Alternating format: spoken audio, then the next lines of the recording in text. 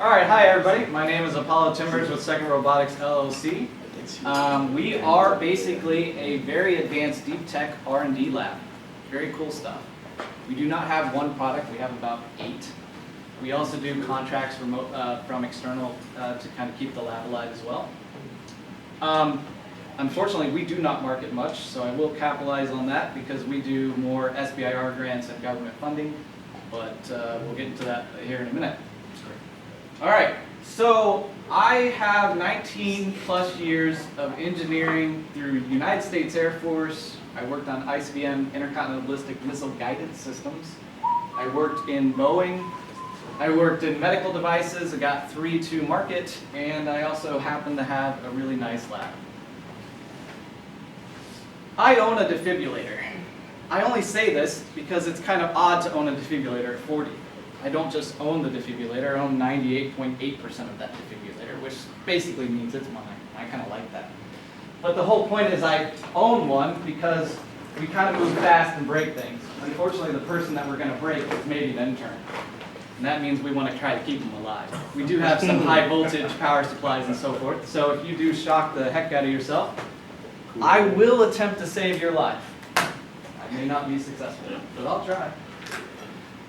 I'd like you to try the same for me. Amen. Of course. All right, so one lab, every discipline in-house. What we have is a vertically integrated pipeline, basically a concept field-ready prototype out of the building in its entirety. We still do outsource some things, but the lab is so capable that if I need to get a prototype done by Friday, and I got the idea on Monday, I'll probably get it done. May not be pretty, but we'll make it happen. So that's the power of the lab. We have 5 concurrent programs right now. We have a few on the darker side of DoD that I can't share on this really cool PowerPoint, but they are very cool. So what we do is a bunch of embedded firmware.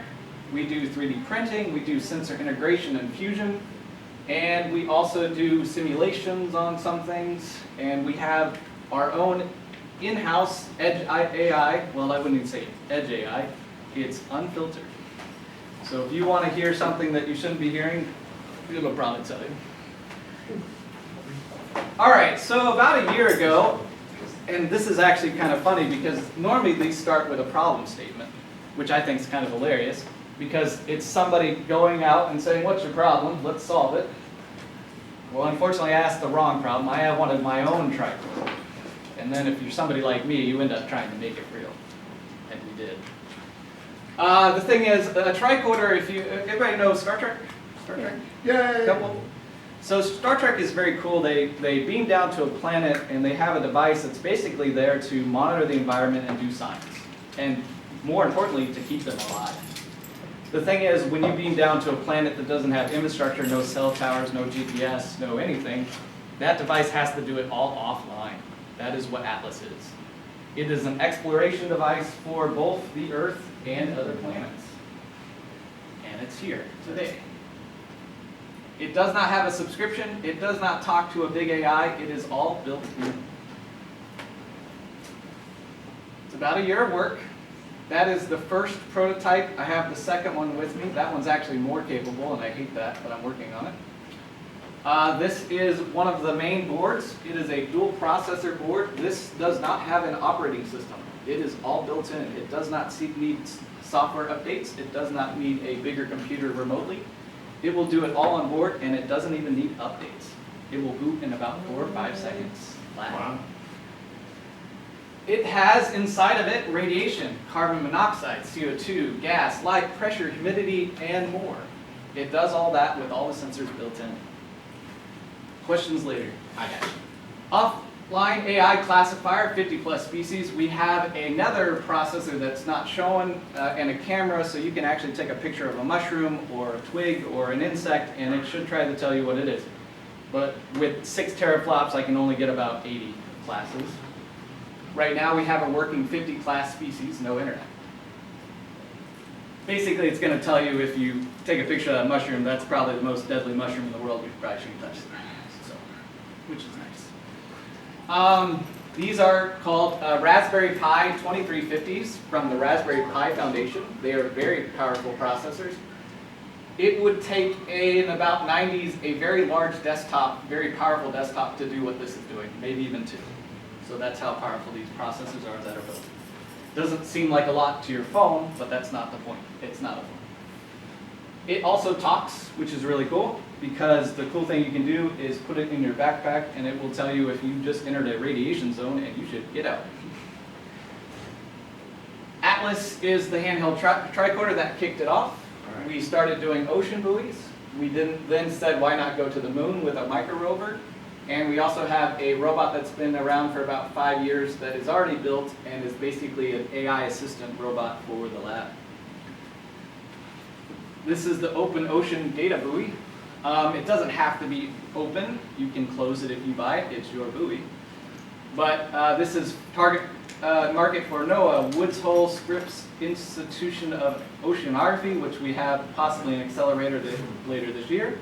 Retail price under 12K is the goal. We are going to make it like Ford did back in the day and make thousands.